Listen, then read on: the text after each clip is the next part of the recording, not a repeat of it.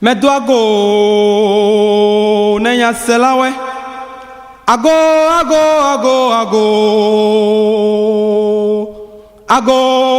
me do na mi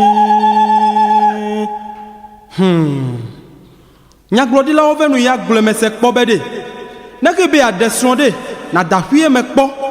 tugbe jeje me die sron de ka jeje me die sron po me ga me chocho me die sron kasi no to nyenye me die sron de ma uvavo ya nye sron de nwe to de ka ku ekple de tugbe wa boda mi nya zozo Beregbe nyɔnu pasi o me ya pliolo nu se sento onyo ape mi ato ten kpo mi ano ede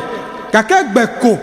na ke kpo nyɔnu le ndo peche ede koko eke nu mele fuecha be funene ke mi na mi ji ndo pe bi dansi we ahano pewe abloweji ya nye gbe son de pewe me ga yen so le mo gbe na nyi vie kpona de tugbe we mi ato vempa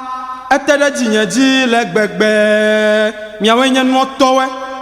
ne ya o melon de ya o ma ple o ajone no ajogene du nya tepe tatugbiawe mi atove muntonto